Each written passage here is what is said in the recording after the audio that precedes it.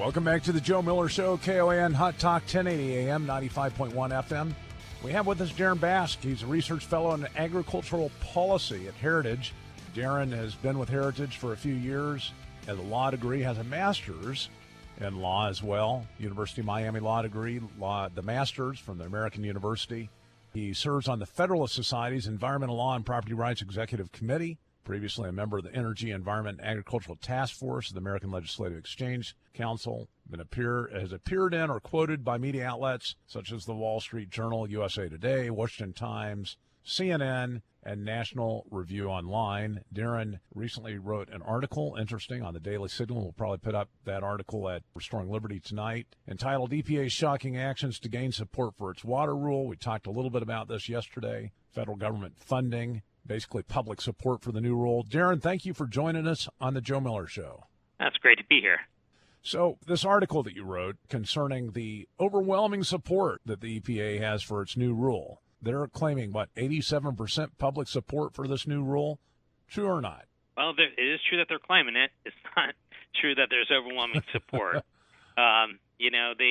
Look, when you have a rule that is posed as widely as this water rule is, I guess, it makes sense that the agency would try to, I'm not agreeing with it, but try to get support for it. It's really pretty, as far as I know, it's unprecedented what the EPA has done. They really are trying to use social media to gain public support for their proposed rule, which is now a final rule.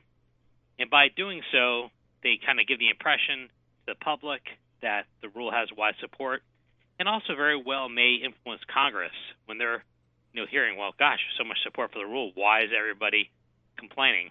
What they don't tell you is that most of those comments suggesting support are really just form letters. And then when you look at really the substantive comments that were provided to the EPA, those comments are expressing opposition to the rule.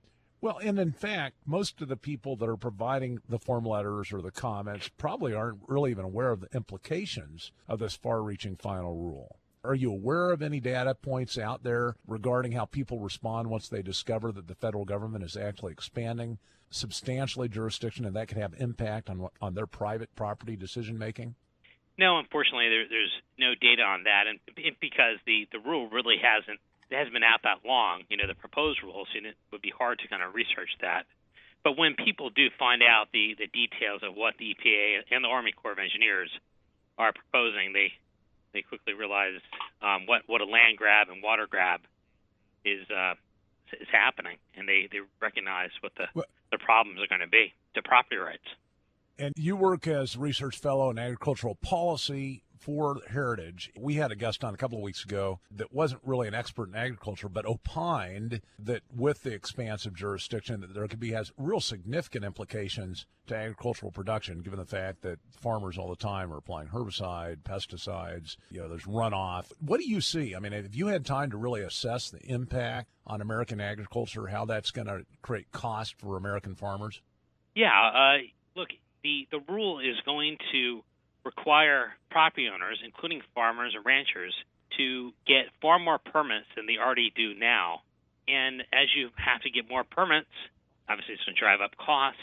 And a lot of farmers and ranchers aren't going to be able to get the permits that they're going to need in order to engage in certain activities. Many activities are simply normal farming activities. And as a result, it's going to drive up costs, or they just simply may not engage in the activities at all. So for a lot of property owners, including farmers and ranchers, they're not going to be able to use the property in the way that they really want to be able to. So when you're talking about normal activities that used to not require a permit that now will, can you give us some examples? Not that Alaska is a major farming state, but still, obviously, we eat up here just like anybody does. And obviously, if there's that kind of impact, it's going to increase cost. Can you give us some examples? Yeah, I should clarify. There's an exception in the Clean Water Act that allows for normal farming activities to be exempt for a certain type of permit. It's called a dredge and fill permit. But even that exemption has been applied narrowly. So the EPA keeps talking about, hey, you don't have to worry about anything because this exemption will still be in place. But they don't tell you that the exemption is not really that broad. Plus, there are other types of permits that you have to get. So when you're the individual that you spoke about a couple weeks ago was talking about pesticides, that would require and could implicate another type of permit where the normal farming exemption doesn't even apply. So when I say normal farming activities, it's very possible, really just anything you would expect a farmer to engage in.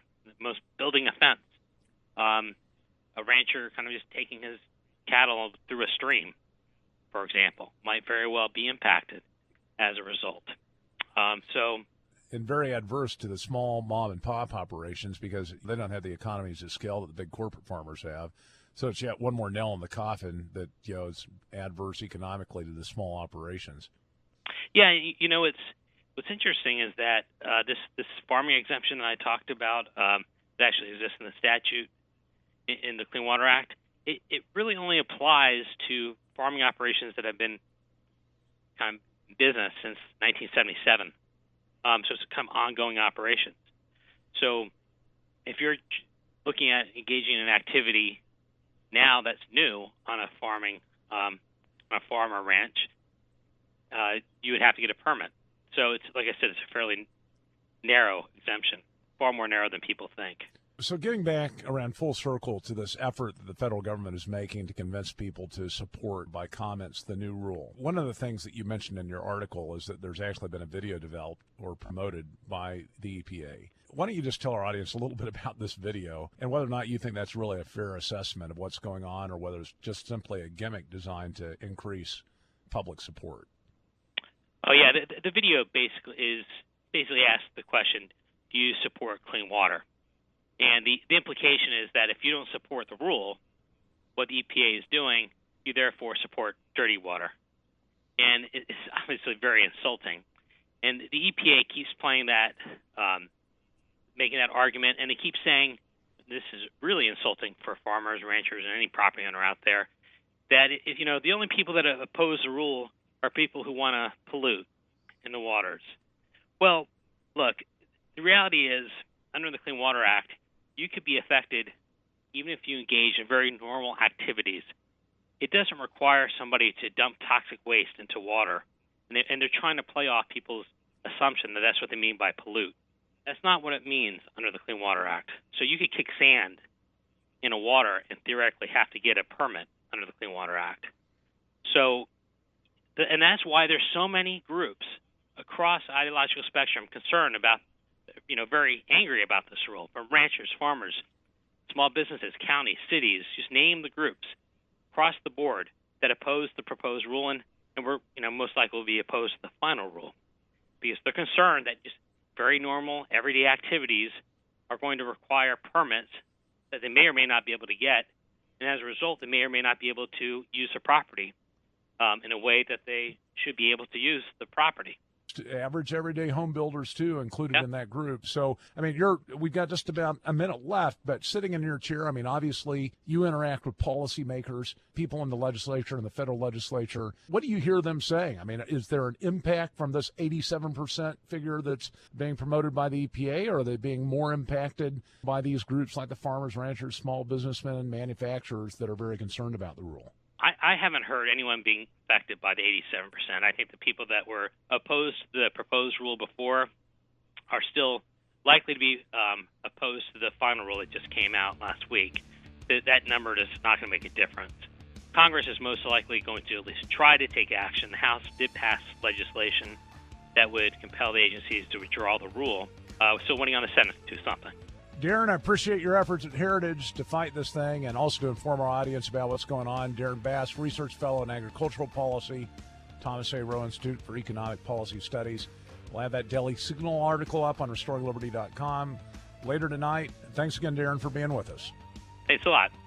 Stay with us. Joe Miller Show, back after these messages.